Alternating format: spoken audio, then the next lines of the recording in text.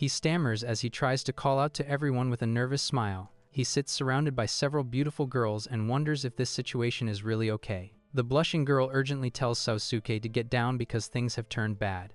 Another girl gives him a soft, teasing smile as she asks if he had been waiting. A third girl shyly notes his excitement and awkward arousal at being with them. The cheerful girl reaches toward him, admitting she does not mind doing this kind of thing with Sosuke. Among the mourning crowds, the narration reflects that no one can predict how life will change for such an ordinary boy. He stands confidently with 4 girls at his side as the narration declares he will build a harem on an uninhabited island. A question hangs over a blank background, asking what single thing one would take to a deserted island. Sitting at his desk, he blankly wonders why he is at school when he should be asleep and questions if this is a dream. 2 classmates chat behind him, surprised to find themselves in what seems like a classroom.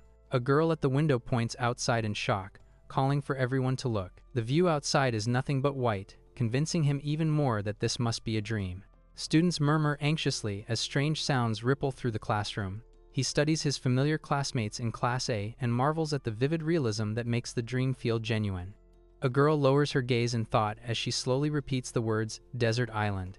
Chiu turns towards So-kun and asks what he is planning to take, while he looks back at her. He stares at Chiu's chest in awe, thinking how even his childhood friend's figure has been recreated so realistically in this dream. She calls him a pervert while he frantically apologizes, noting how real her angry reaction feels. Flustered, he touches his cheek and tries to recall that the question was about what to bring to a deserted island. Around the room, students cheerfully list things like insect repellent, sunscreen, and smartphones. 2 boys excitedly agree to bring cola and crisps so they can share them. Mysterious numbers appear on a gray background, rising with each new answer. He notices something odd and turns toward the front as Chiu asks what is wrong. They both face the board and realize the written number for the desert island question has increased. Another student casually answers that he would bring a lighter as the count jumps again. A different boy confidently says he would take a gun while his friend nervously wonders what he plans to shoot. Yet another classmate grins and names a knife as the classic survival choice. Chiu glances at the tally in disbelief and wonders how many people have answered already. He sits thinking,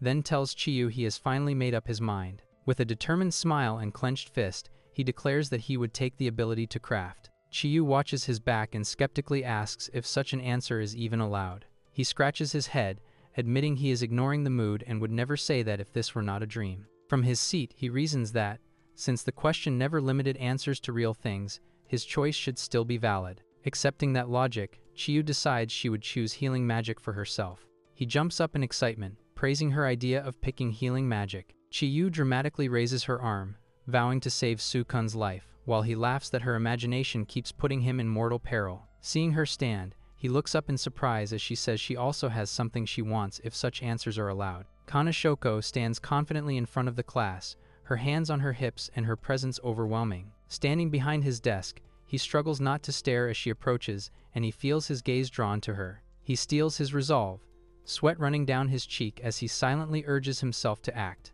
She leans over him with a playful laugh about his wandering eyes while he grunts in flustered discomfort, knowing his thoughts are obvious. With a dreamy smile, she recalls the manga Kono recommended and decides she wants to bring the fluffy white creature from its pages. He remembers the manga he read at lunch and wonders if Waka happened to read the same one. Standing by his desk with hands on her hips, she argues that living creatures should still count as a single item. She frowns in thought, then slowly starts reconsidering her answer. Brightening, she proudly announces that she wants the power to summon all things fluffy. He smiles and accepts her revised choice, saying that in that form her wish is valid. He insists while grinning that his connection with Chiu is not like that to begin with, as she mutters about unfaithfulness and demands to know who he means. Nearby, girls excitedly invent abilities about perfect hair, no weight gain, and protective barriers, thrilled that such wishes might be allowed. Watching them, he notes that the group has shifted into a full game of making up abilities, then senses something odd. Chiu looks over with a small start as he calls out to her. He points upward and calmly tells Chiu to check the blackboard. They stare at the growing count on the gray board as he realizes the number has reached 40. Strange white script flickers across the gray background as something begins to activate. A stark message appears in the emptiness, announcing that all answers are locked in and the transfer will now begin. His eyes widen in shock as he wonders how many classmates managed to notice the ominous letters on the board. He suddenly reaches toward Chiu with urgency, calling her name as the world starts to distort. In the trembling classroom, He grabs her hand and they brace themselves together while other students panic. Voices scream for help and demand to know what is happening as everything around them begins to float. Facing each other in mid-turmoil, they call each other's names in fear and determination. Clutching tightly, they squeeze their joined hands as blinding light swallows them. Their clasped hands blur and dissolve as their bodies are swept away. The sound of rustling surf rises beneath a sky of calm clouds. They lie unconscious on a sandy shore, still holding hands as the tide line stretches around them. He slowly sits up, worriedly asking if Chiu is all right while she groans awake beside him. With dazed eyes, he mutters that this must surely still be a dream, trying to convince himself. He surveys the blazing sun, the sea breeze, and the crashing waves, stunned by how vividly real everything feels. He notices the warmth of Chiu's fingers in his, realizing even her touch feels soft and alive. Looking down at their feet on the sand, he finally accepts that none of this is a dream. He straightens with a serious gaze and concludes that they have truly been transported to some unknown island. Glancing at Chiu, he admits that both of them are understandably anxious about their situation. He turns to her with resolve, saying he will protect her no matter what might happen. She walks at his side, arm linked with his, and wonders aloud if this strange event counts as a class transfer. He forces a wry smile, thinking that Chiu is unmistakably herself even now, then winces as she grips his arm. Their hands remain firmly entwined as they continue forward together. He quietly confesses that he is frightened as well, his voice soft as he calls her name. She gazes at him with gentle eyes and says she is truly glad that he is here with her. Hand in hand beneath the trees, they face the glittering sea and promise to overcome this ordeal together. Looking out over the beach, he suggests that they should first explore the surrounding area. He walks through the sand with Chiu, patting his empty pockets and admitting he has nothing but his uniform and indoor shoes. Chiu scans the endless sea and notes that only beach and forest surround them, with no other islands in sight. He scratches his head, wondering if their classmates were sent here too, and if this really is the fabled deserted island from the dream. As she repeats the words deserted island in a daze, her foot comes down hard on a loose rock. She trips forward with a cry, and he lunges to pull her back while shouting for Chiu to watch out. Pain shoots through her as her ankle twists, drawing a strained groan. She exposes her bare foot, and they see the ankle puffed up and swollen. Sitting her down under the trees, he insists it is nothing while she worries they need to treat the injury. With a relieved smile, he says he only cares that Chiu is unharmed. She leans in close, eyes wide, stunned by his words and his sudden earnestness. Her lips part as she softly asks what is wrong, calling his name. He flushes as he realizes how near she has come and stammers that she is a little too close. Trying to stay calm, he claims he will manage and that his foot is fine, though his racing heartbeat betrays his nerves. Chiu cups her hands before his ankle, murmuring about basic healing magic. His leg glows with gentle light, and he stares in awe at the warm power flowing through it. The swelling vanishes from his ankle, leaving him gaping that it truly healed. Chiu raises her fingers in a peace sign, concluding that the strange blackboard really did grant her skills. He clenches his fist with sparkling eyes, calling her ability incredible. Blushing shyly, she admits that being praised so directly embarrasses her. Hand on his chest, he thinks how her sudden closeness earlier made him panic. She tilts her head and asks what kind of power he received, calling to him curiously. Sitting cross-legged, he wonders aloud if he now has crafting skills and frets about how to even use them. A surge of energy erupts around him, white flames swirling as his body reacts. His eye widens in shock as an unfamiliar yet vivid sensation pulses through him. Over the waves, his voice declares to Chiu that he has figured it out and awakened the crafting skill. He lifts his glowing hand before his face, quietly testing the new power. A giant translucent window materializes in the air, and he and Chiu stare up as it labels itself the crafting skill. He gazes at the floating display and mutters in disbelief, asking what this crafting skill is. Reading the text, he learns it can itemize objects separated from the ground and repeats the strange word thoughtfully. Spotting a rock nearby, he suggests trying the ability on that stone, while Chiu watches. He thrusts out his palm toward it and shouts the itemized command. Light shimmers around his hand as the stone's shape flickers and compresses into a tiny glowing object. They gape at his empty palm, realizing the rock has disappeared.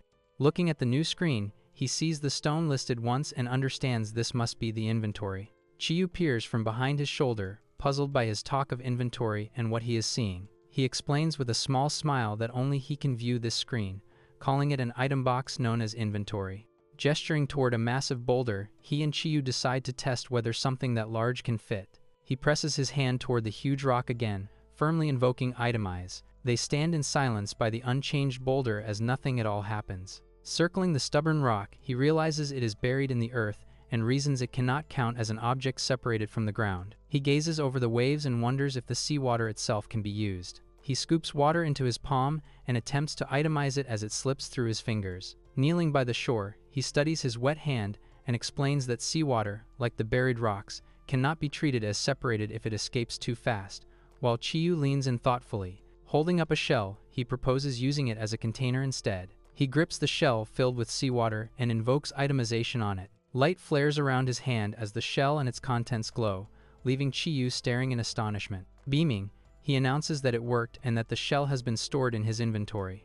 On the translucent screen, he confirms that both a small shell and a tiny portion of seawater are now listed. Watching his hand, he notes in relief that the item has appeared from the inventory. Presenting the tiny shell in his palm, he explains that anything inside the inventory can be used for crafting. Diagrams float on a patterned background, clarifying that creatable items are listed within the recipes menu. Reaching toward the glowing screen, he eagerly says he will finally check the crafting recipes. He stares wide-eyed at the recipe list and marvels at how many different items he can make. Looking from the screen to the beach, he observes that all the listed materials are simple things lying in plain sight. With a thoughtful look, he realizes there might be more to unlock. He tells Chiu that if he can discover new materials himself and manage to itemize them, the number of recipes might grow. Facing each other with excited smiles, they agree on the idea while he adds there could still be hidden conditions. Seeing the salt icon, he mutters that this recipe might hold another possibility. Standing on the sand in thought, he wonders aloud if that crucial substance can be crafted as well. Smiling confidently,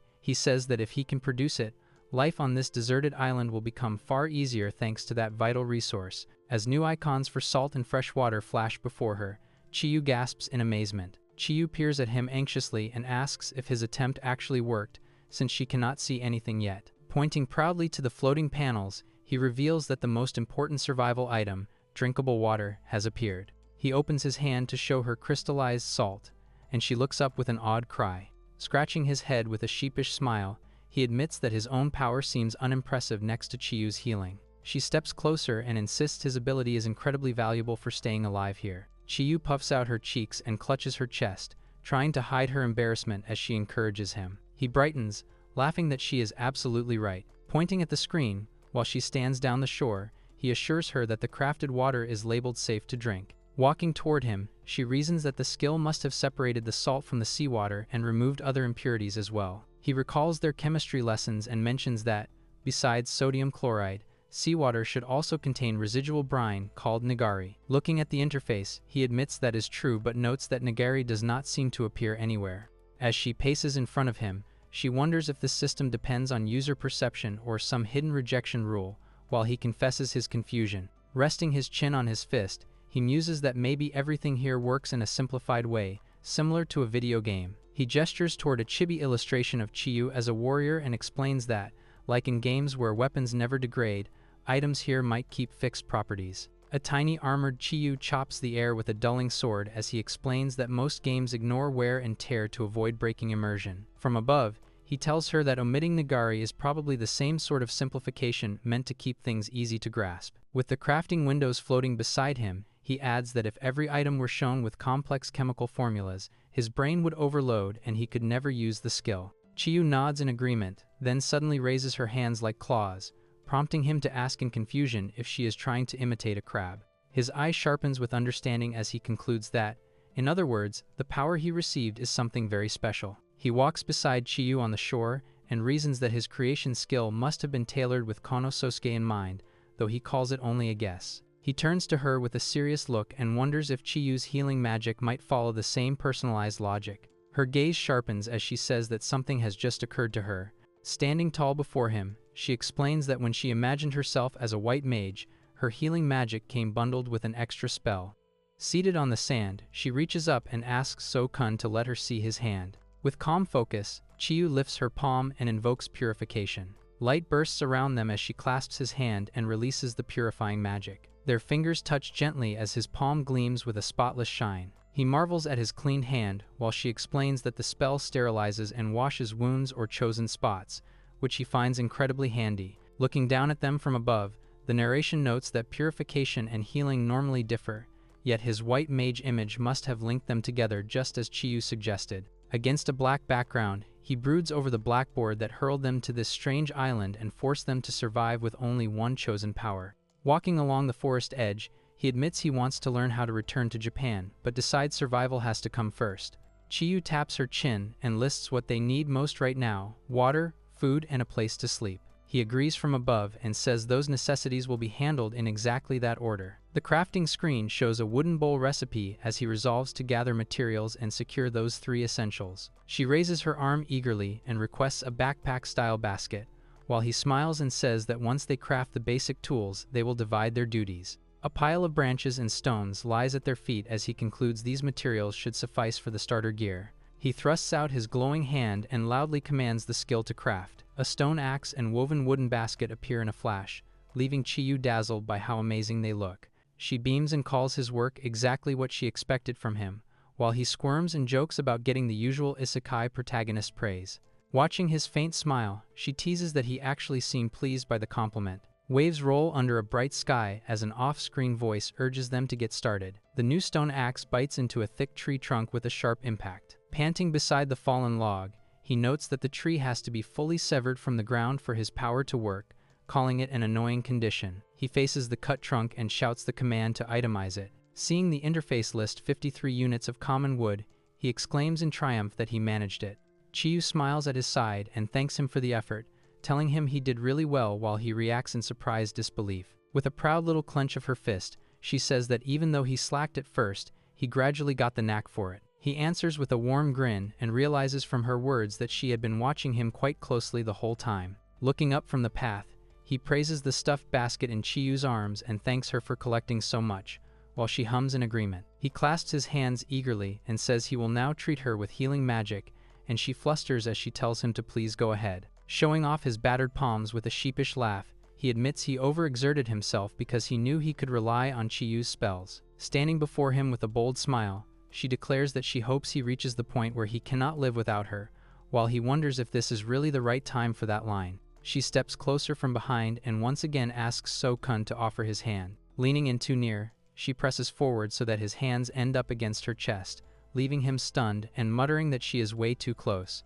They kneel facing each other as she gently takes his hands and casts basic healing, bubbles of light floating around them. Relaxing with closed eyes, he savors how the magic seems to dissolve both his pain and the heavy fatigue in his entire body. Radiance bursts upward into the treetops as her voice announces that the treatment is finished. He stretches with renewed vigor and praises her, saying this level of skill is exactly what one would expect from Chiyu-sama. With a smug yet fond look, she tells him that because he is So-kun, she will waive any treatment fee, and he exclaims that he is deeply thankful for her generosity. Waves hiss softly along the deserted shoreline as the tide rolls in and out. A crafting window displays the design for a wooden barrel he plans to mass-produce from their gathered wood. He thrusts his palm forward and explains that they will throw the finished barrels into the sea. Barrels erupt around them in a foaming surge as he unleashes the plan beside a startled Chiu. Standing on the sand, he recalls the swollen barrels in a sweeping motion and sends them flying back into his inventory.